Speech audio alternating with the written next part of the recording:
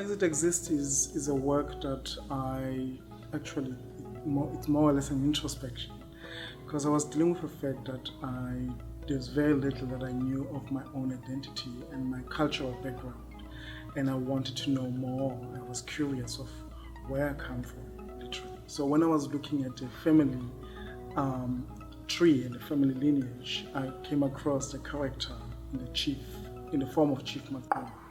And it's a story I've heard also being told by my grandmother, and I started really reading about him and contradicting stories about him, from what was written basically from our British counterparts, and also the oral history was contradicting that.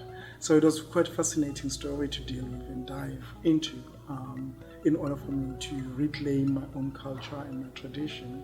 And language became also an important factor. Hence, we use our own language, the Xhosa language, in the form of music and some of the text. There is some written text in English, but the bulk of the work is really delivered in the language and in the form of movement, in the form of spoken language as well.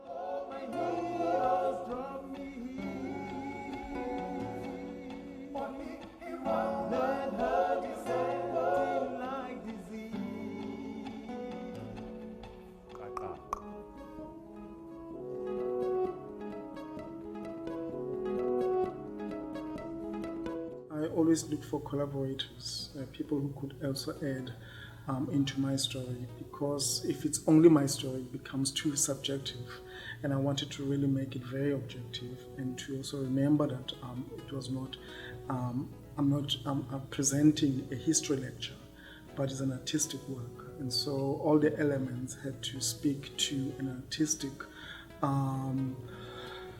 presentation of an idea.